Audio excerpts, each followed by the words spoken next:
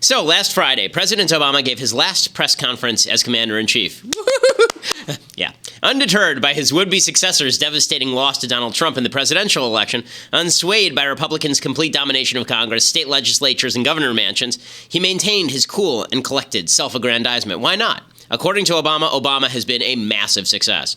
Perhaps the most hilarious moment of delusion came when he talked about terrorism. He said, "Over the past 8 years, no foreign terrorist organization has successfully executed an attack on our homeland that was directed from overseas."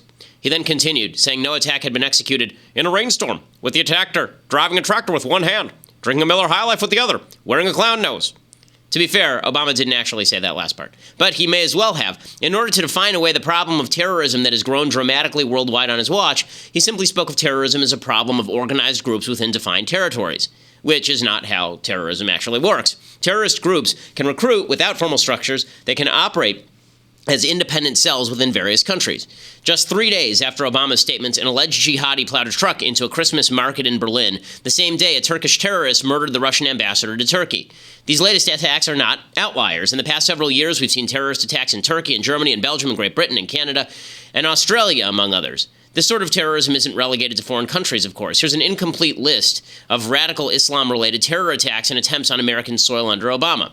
Shootings of American military recruiters in Little Rock, Arkansas, the massacre at Fort Hood, the Boston Marathon bombing, an attempted bombing of the airport in Wichita, Kansas, hatchet attacks on New York City police officers, attempted shootings at the Drama Muhammad event in Garland, Texas, the attacks on military recruiters in Chattanooga, Tennessee, the massacre at the San Bernardino Inland Regional Center, the Orlando nightclub shooting, the New York and New Jersey bombings, and the Ohio State University car attack, just to name some. Obama still thinks he can cover his abysmal record with closely drawn definitions of terrorism, which is the equivalent of Bill Clinton saying he's been faithful to his wife, except for certain areas, like sex, which is technically true so far as it goes, but just doesn't go all that far. Americans know that, and they reacted to Obama's consistent lying by omission by electing Trump, a man who needs pretty much no evidence to jump to conclusions. Obama is so careful to avoid spotting fact patterns, he simply omits inconvenient data points. Trump is so eager to spot fact patterns, he simply includes convenient non-data points. But Americans would actually rather have Trump's jump-to-conclusions mentality than Obama's avoid-conclusions-at-all-cost mentality. Trump's mentality may lead to mistakes, but those mistakes are less likely to cost Western lives. So Obama can hawk his faux sophistication on terrorism as much as he wants. If Democrats want to ensure that Republicans continue to win elections, they ought to follow his lead. I'm Ben Shapiro. This is The Ben Shapiro Show. Alrighty, so we are back. Woo! We're back for this shortened Christmas week. Sorry, I was on the road a little bit. There's a picture that's going around of me and Ted Cruz, and we are both laughing at something. I will let you guess as to what it is that we are laughing about. But nonetheless, there's a lot to get to. A lot has happened in my absence. You leave for 2 days, and the world is on fire. Of course, when I'm here, the world's also on fire.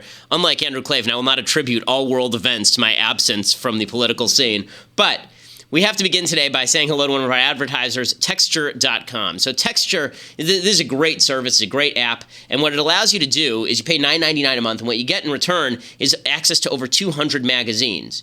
You get 200 magazines, so you're not paying for a separate subscription to each magazine, because the truth is you don't want to read every article in Time or every article in Newsweek or every article in Sports Illustrated. You want to read the ones that you want to read, and Texture allows you to do that. So for people who are kind of reading junkies like me, people who just have to have information poured into their brain using enormous silos, Texture is the place for you. Texture.com/Ben. That gets you a 14-day free trial.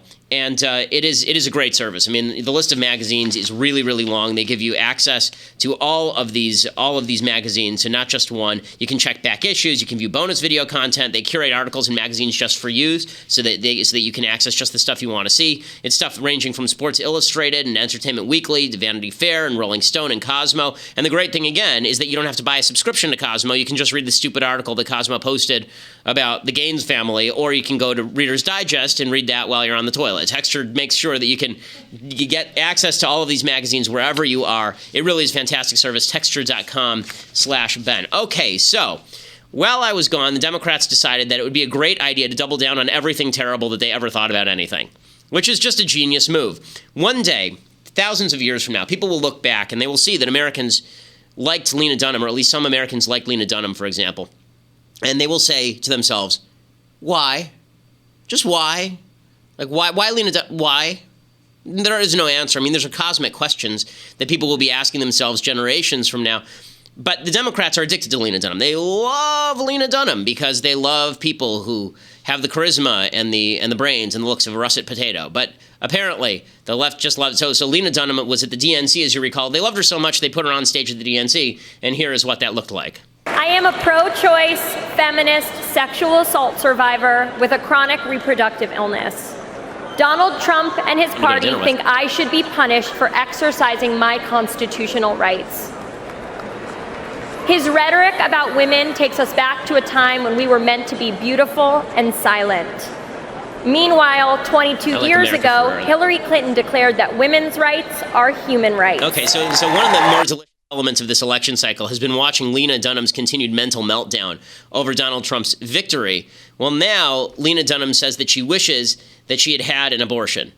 Right? She says she wishes that she'd had an abortion. She said, apparently, she informed her audience on her podcast that while she's never had an abortion personally, she wishes she had so she could do her part to reduce stigma around the issue. And she said, I can say I still haven't had an abortion, but I wish I had. Wow. Okay, so if Democrats are looking to win Americans, probably the best way to do that is not to trot out at the DNC the lady who says that she wished that she had a baby in her stomach, in her uterus, just so that she could murder the baby, so that she could feel the solidarity and joy of having murdered a baby. I mean, it really is pretty egregious stuff. Democrats usually have the brains to cover up their enthusiasm about abortion. They usually have the brains to say things like Bill Clinton's safe, legal, and rare, or it's a tragic decision a woman has to make, right? Ignoring, of course, the fact that if it's a tragic decision, then you shouldn't be allowed to do it, right? The whole idea of legalizing abortion rests on the notion that it's not a tragic decision. It's the same thing as removing a polyp. But the Democrats usually don't speak in that sort of language because they understand that it alienates people. But Lena Dunham full-on embraces it. She says that she wishes that she'd had an abortion so she could be part of the select sisterhood of women who have engaged and pursued the use of the right to murder a baby in her womb. If this is the sort of thing that Democrats think is going to win elections, by all means, they should continue to push it, because the fact is the vast majority of Americans don't think that abortion is a pro-social thing to do. They don't think that abortion is a good thing to do. Even people who are pro-choice generally don't think abortion is a good thing. They may think it's a necessary thing, but most of them don't think it's a good thing because most of them still have a basic semblance of discomfort with abortion. She actually said on this podcast that was one of the reasons she wishes she had one, because people were talking about their abortions and she felt uncomfortable. Because deep down in Lena Dunham's body, there still resides a small spark of godly soul that says to her, yeah, you should be uncomfortable with people killing babies. And she says, I want to extinguish that by presumably getting pregnant and killing the baby. She's now come out and apologized, because whenever Democrats get caught doing stuff, they come out and apologize falsely. But that's, of course, what she thinks. And that's not the only way in which Democrats have lost their minds and are doubling down on everything radical that they can possibly conceive of. The other thing that came out over the last couple of days is, of course, this insane video from MTV. So MTV released a video of a bunch of people who you would never want to associate with in real life. Like people who, you just look at them and how smug and self-satisfied they are, and you think, I would not want to be within 100 miles of these folks. MTV released a video of resolutions for white guys for 2017. They're telling you what your resolutions should be, because there's nothing more ideologically fascistic than telling other people what they should aspire to be in the coming year. Here's MTV informing you. Remember when MTV used to put on music videos? Remember that? Yeah, not anymore. This is what it is now. It's about to be a new year. And there's a few things we think you could do a little bit better in 2017. First off, try to recognize that America was never great for anyone who wasn't a white guy. Can we all just agree that Black Lives Matter isn't the opposite of All Lives Matter? Okay, so, sorry, Austin is running back and forth to TV screen to computer. It's amusing to watch. I'm going to continue this pattern. I love that the first gal gets up and says, can we agree America was never great for anyone who wasn't a white male? No, we can't agree on that at all. As a Jew, with ancestors who were Jews, I can pretty much agree America's the greatest country that God ever created. And by the way, for black people living in today's America, America's the greatest country that God ever created. And even during Jim Crow, America was a much better country for black people than the vast majority of countries around the world, which is not a case in favor of Jim Crow, God forbid. But to suggest that America was never great for anybody except white men is just a bunch of crap.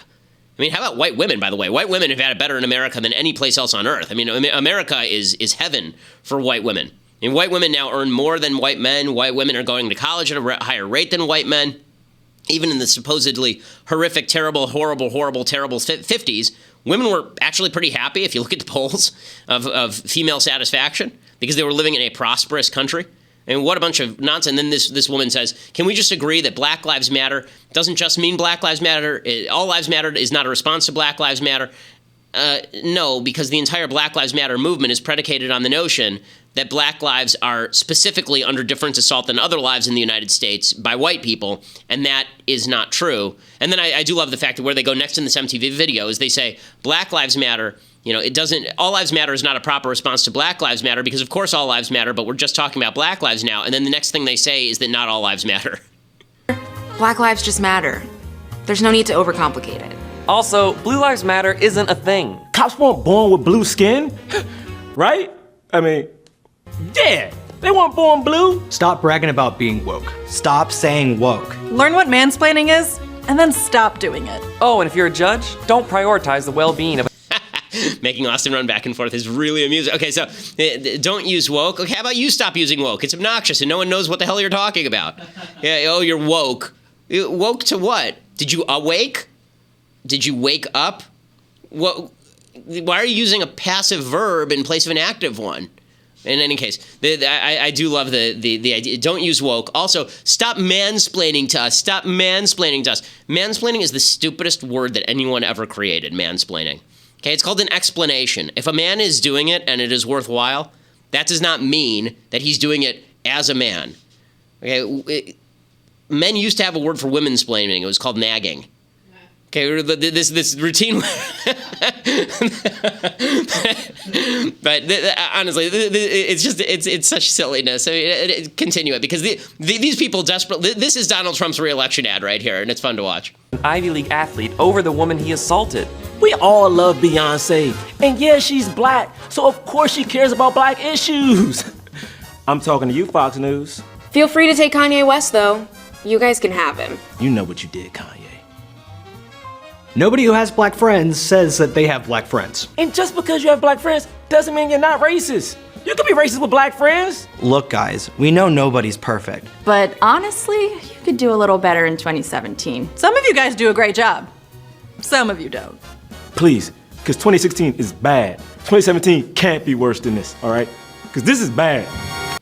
Okay, I'm going to listen to the black guy with the cat on his shirt telling me about what it means to be a better person because he's a black guy with a cat on his shirt. That's basically what this comes down to, right? I mean, this video comes down to, it's a bunch of not white males lecturing white males, and that's okay because they have moral superiority because they're not white males. Here's my question. What do these people actually do? Does anyone know any of these people? Like, I don't know any of these people. I don't know them from Adam. I don't care what color they are or what their sex is. It doesn't matter to me. Do they do decent things? I mean, for all I know, these people, there's a series of axe murderers that they went to San Quentin and dragged out of prison to lecture white males. The idea that these folks are granted some extra legitimacy because of their color or because of their sex, what a bunch of absolute nonsense. I also love the fact, there's an irony to the fact that you have the one guy saying, just because you don't say you have black friends, that doesn't mean that you're not a racist. And then this entire video is built around the concept that because they're showing a bunch of black people, showing some black people and some Hispanic people, some Asian people, because they're showing various diverse people, that means they can be racist against white people. Right? So there's a certain irony to that as well. But again, all of this is designed not to win elections. It is designed to further polarize the population. They think that demographically, in the next election cycle, they're going to have some advantages because they think that by 2020, millennials will represent people who are currently millennials, will represent 40% of the voting base. They think that the Hispanic base is going to grow. They think that they're just going to out-demographics the rest of the United States. But it turns out that that's not how politics works. As late as 2 years ago, Democrats were saying we'd never win. Well, 6 months ago, Democrats were saying Republicans would never win another presidential election. In 2008, their idea was Republicans would never win back Congress. By 2010, they had. People are people. They have ideas. Their brains function. And they're not just a set of physical characteristics on the outside. And so you can't just suggest that white people are bad and everybody else is good and then hope to win elections. That's not how any of this works. But again, Democrats don't know this, and so they keep doubling down on the stupid. One of the more amusing sights over the weekend, by the way, was Bill Clinton on Monday cast his electoral vote. He was one of the electors from New York, and he was hoping he'd be casting the winning electoral votes for Hillary. He cast his electoral votes, and he wept as he realized that Hillary would now be lurking around Chappaqua some more, and he'd have to find a different outhouse to stash his mistress. Yeah, but I've never cast a vote I was prouder of. You know, I watched her work for 2 years. I watched her battle through that bogus email deal, be vindicated at the end when Secretary Palsma came out. She fought through that. She fought through everything. And she prevailed against it all. But, you know, then at the end we had the Russians and the FBI deal, but she couldn't prevail against that. She did everything else and still won by 2.8 million votes. What cost of the election, Mr. Thanks, guys. We got to rush. Look, that's up to the experts. The finest vote counter in America is Nate Silver. He told you what cost of the election. Thank you, Mr. President. Thanks, guys. Okay, and then Bill Clinton, by the way, said that Trump only knows how to win angry white males. That was his summation of the election. Bill should know, since that was a large part of his base in 1992 and 1996, where the same dispossessed white folks that voted for Trump voted for Bill Clinton in 1992 and 1996. Again, all of this stuff is just alienating the same voters they just lost. There's no purpose to it other than they think that the demographics are going to save them. Demographics don't save you once you decide to blow off half the population, more than half the population.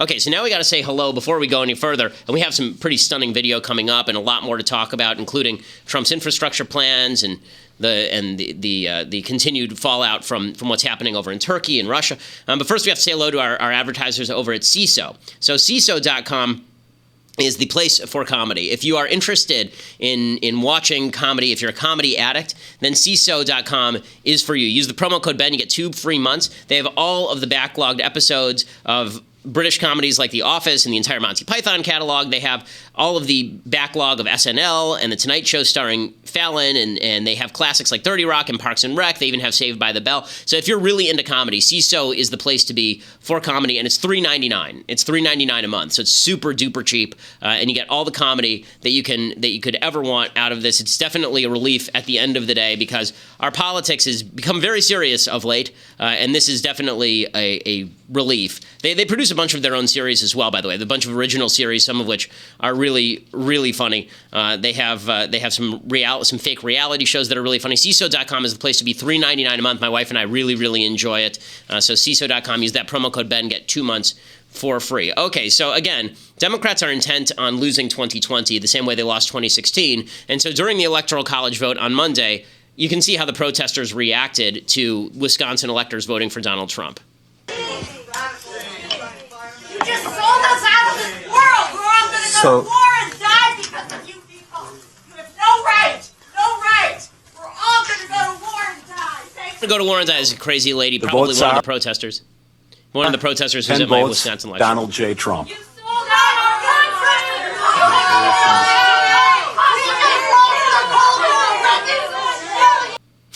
Yeah, way to really draw in those voters and really convince people that they were wrong, screaming at the electors whose job it is to just confirm the vote. And then there's this video, which has been making the rounds. This apparently is a Trump supporter being beaten and dragged out of his car. This is going around a couple of weeks ago.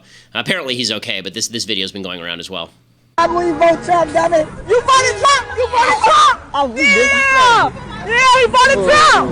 She been 35. Oh, yeah. Oh, y'all vote. I gotta do that to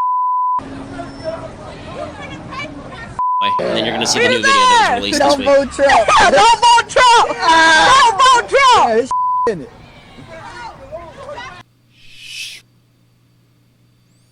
And then there is this guy being dragged alongside the car. Oh, yeah. That is awful. So, yeah, that kind of stuff is definitely going to help win Democrats back their voting base that they lost in this particular election cycle. Also, they can continue to fuss. Keith Olbermann, who has completely lost what was left of his tiny mind, what was not occupied by his kittens and his agriculture degree from Cornell, he's lost what was left of it. And now he is saying that the best way to resist Trump is to never say President Trump. Never say it. Not using one word can be just as forceful as perpetually using another. Never address Trump as president. He is Trump. Just Trump. Never president. The title of president, that we must protect for a happier and more honest time. Resistance means refusal. Resist. Peace. He's been reduced to saying single words at a time because he can't speak in phrases anymore as his brain breaks down in front of him. If you think that Republicans are going to be devastated because Keith Olbermann doesn't call him President Trump, Yeah, right. I also remember, don't you remember, when all the Democrats were saying that if you called Obama Obama and not President Obama, it was racist? That was the thing, like very early on in his presidency. If you called him Barack Hussein Obama, if you used his middle name, that was racist. And if you used his last name only, that was racist. You had to call him President Barack Obama or President Obama. But you can do it against Trump, and that is a way to resist. Peace. I'm inside a box. No one knows how to get out. It's amazing. And then Keith Olbermann may, in fact, be the first actual live speaking mime. He's not actually a silent mime. He actually speaks. And finally, you have Robert Reich, the former Secretary of Labor under Bill Clinton, and he has a proposal to stop Donald Trump, and here it is.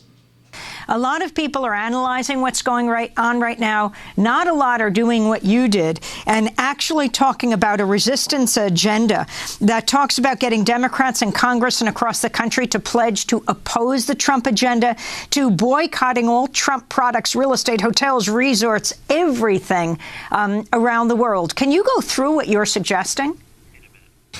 Yes. Amy, generally, I think we do have to regard this as not a normal presidency.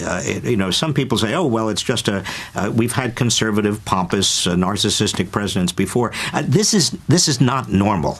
This is really dangerous. And we have to resist. We have to have a peaceful resistance. So they keep doing this. We have to resist. Okay, your resistance is just tears that Donald Trump will swig at night. The idea that your boycott is going to do anything to the Trump organization is absolute nonsense. He now has the biggest brand on planet Earth. He's the president of the United States. So Robert Reich's boycott means nothing. Also, that you keep hearing Democrats use these sorts of words like, we cannot normalize Trump. We can't just say it's the new normal. We can't normalize him. It's not up to you. It's not up to you. He's going to do what he's going to do. And people are either going to like it or they ain't going to like it. But you don't get to decide what's normal. You guys decided that Barack Obama's behavior as president was normal. You decided that Bill Clinton's behavior as president was normal. You don't get to decide what's normal and what's not. I mean, in your world, it is not normal for a Christian baker to be able to not bake a cake for a same-sex wedding, but it is normal for a 9-year-old boy to be a 9-year-old girl. So you definitely do not get to define normal for me. You definitely do not get to define normal. I'm fine with the idea that Trump does things that are abnormal, but Robert Reich and company do not get to decide what is abnormal and what should be normalized and what should not, because they are so far beyond the pale of what is even reasonable that to have them draw the outer limit of normal and put Trump beyond it is just ridiculous. Okay, so that brings us to the end of our live broadcast at Facebook, but you can go over to Daily Wire and you can check out the rest of the show live. DailyWire.com, become a subscriber, $8 a month. I think the deal is still on. If you get an annual subscription, you get a free signed copy of my book, True Allegiance, just in time for the Christmas holiday, and you're going to want to be a part of it. We got a bunch of new stuff coming out next year. We've got a store that's coming out. We've got a lot of big things planned for next year for our members. Particularly, become a member at dailywire.com, or you can listen later at iTunes and SoundCloud and view it later at YouTube. We are the largest conservative podcast in America.